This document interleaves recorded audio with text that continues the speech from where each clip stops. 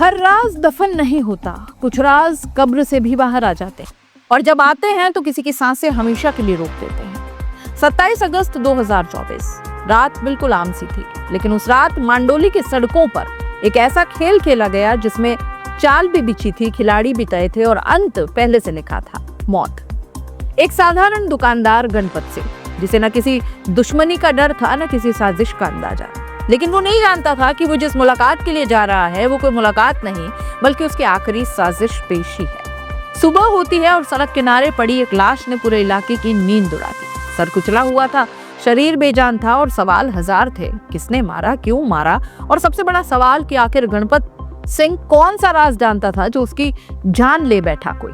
18 महीने धरने, भूख हड़ताल, 80 साल की माँ की जिंद थी, एक पत्नी की चीख और एक मासूम बच्चे की खामोशी। अचानक एक दिन पुलिस ने कहा राज खुल गया है। लेकिन क्या सच में सब कुछ सामने आ गया है या अभी भी इस कहानी में कुछ ऐसा है तो पर्दे के पीछे छिपा बैठा है? आज हम खोलेंगे राजस्थान के गणपत सिंह मांडोली मर्डर केस की वो बातें जो आपको अंदर तक हिला डालेंगी। दोस्तों, राजस्थान के जालौर जिले का छोटा सा गांव मांडोली, जहां जिंदगी धीमी है, लोग सीधे हैं और अपराध वो तो जैसे यहाँ दूर दूर तक नहीं था। लेकिन 27 अगस्त 2024 की रात ने इस गांव का इतिहास बदल कर रख दिया।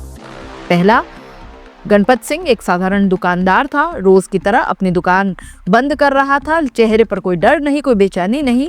तभी एक महिला वहां आती है, दोनों के बीच कुछ देर बातचीत होती है धीमी आवाज में, ऐसी बातें जो अगर बाहर आ जाएं तो कई घर बर्बाद हो सकते थे। महिला ने जाते जाते सिर्फ एक बात कही, रात 8 बजे मिलना जरूरी है। गणपत सिंह ने भी बिना सोचे समझे हामी भर दी। उसे क्या पता था कि यह मुलाकात उसकी आखिरी होगी। अब रात के करीब 8 बजे गणपत सिंह अपनी मोटरसाइकिल लेकर तय जगह की ओर निकल पड़ता है। जगह सुनसान थी, अंधेरा था, लेकिन वहां सिर्फ वो महिला नहीं थी, पहले से 2 लोग और मौजूद थे। जैसे ही गणपत सिंह पहुंचता है, बात शुरू होती है और कुछ ही सेकंड्स में बात बिगड़ भी जाती है। बहस हुई, झगड़ा हुआ और फिर ताबड़तोड़ हमला शुरू हुआ। 2 लोग मिलकर गणपत सिंह के सर पर वार करते हैं, इतनी बेरहमी से कि कुछ ही मिनटों में उसकी सांसें निकल जाती है। वो गिरता है, तड़पता है और फिर सब कुछ खत्म हो गया। हत्यारे वहां से गायब हो जाते हैं और सड़क पर पड़ा रह जाता है एक लाश और एक रहस्य। अगली सुबह लोगों की नजर सड़क किनारे पड़े एक शव पर पड़ी। चीख, अफरा तफरी और फिर पुलिस को सूचना दी गई। पुलिस पहुंचती है, लेकिन वहां कोई गवाह नहीं, कोई सीधा सबूत नहीं और उस रात उस इलाके में 300 से ज्यादा मोबाइल लोकेशंस। अब असली हत्यारे को ढूंढना मानो भूसे के ढेर में सुई खोजने जैसा था।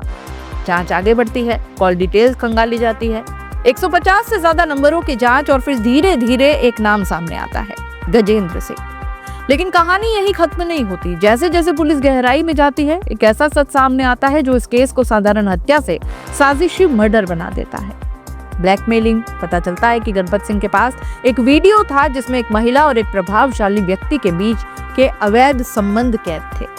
वो व्यक्ति था सुरेंद्र सिंह और महिला लच्छू देवी। गणपत सिंह इस वीडियो के जरिए उन्हें ब्लैकमेल कर रहा था और यही ब्लैकमेल उनकी मौत की वजह बन गया। जब ये राज सुरेंद्र सिंह के बेटे गजेंद्र सिंह को पता चलता है तो मामला सिर्फ इज्जत का नहीं, बदले का बन जाता है। गजेंद्र सिंह, वागाराम और लच्छू देवी तीनों मिलकर एक प्लान बनाते हैं। महिला गणपत सिंह को बुलाएगी ताकि उसे शक न हो और सुनसान जगह पर उसे हमेशा के लिए खत्म कर दिया जाएगा। और ठीक हुआ भी वही। हत्या तो कुछ मिनटों में हो गई, लेकिन इंसाफ मिलने में लगे पूरे 18 महीने। इस दौरान धरने हुए, कलेक्ट्रेट का घेराव हुआ, 3 बार भूख हड़ताल हुई। सबसे दिल दहला देने वाला दृश्य, 80 साल की माँ 18 दिन तक भूखी बैठी रही। पत्नी इंसाफ के लिए दर दर भटकती रही और 6 साल का बच्चा बस देखता रहा। गांव में गुस्सा था पर जवाब नहीं। ये मामला बढ़ता ही चला गया और फिर एंट्री हुई शिव विधायक रविंद्र सिंह भाटी की। उन्होंने प्रशासन को अल्टीमेटम दिया, 7 दिन में खुलासा नहीं हुआ तो बड़ा आंदोलन होगा। और यहीं से केस में तेजी आती है। लगातार जांच, तकनीकी सबूत, पूछताछ और आखिरकार गजेंद्र सिंह, बागाराम, लच्छू देवी तीनों गिरफ्तार हुए। पूछताछ में तीनों टूट जाते हैं और अपना जुर्म कबूल कर लेते हैं। राज खुल चुका था, लेकिन सवाल अभी भी बाकी है। पुलिस अब भी मोबाइल डेटा रिकवर कर रही है, बैंक खातों की जांच कर रही है, क्योंकि शक है कि क्या ये सिर्फ ब्लैकमेलिंग का मामला था या इसके पीछे और भी बड़े लोग शामिल हैं। कभी कभी एक छोटा सा राज पूरी जिंदगी खत्म कर देता है। गणपत सिंह, जिसने दूसरों के राज को हथियार बनाया, वो खुद उसी राज का शिकार बन गया। अब सवाल आपसे है, क्या ये सिर्फ एक मर्डर है या एक ऐसी साजिश जिसकी पूरी कहानी अभी भी बाकी है? कमेंट में जरूर बताइएगा, क्योंकि अगली सच्चाई शायद अभी भी छिपी हुई है। आप इस पूरे मामले को कैसे देख रहे हैं, अपने राय कमेंट बॉक्स में लिखिएगा। जाते जाते चैनल को लाइक, शेयर और सब्सक्राइब जरूर कीजिएगा। नमस्कार।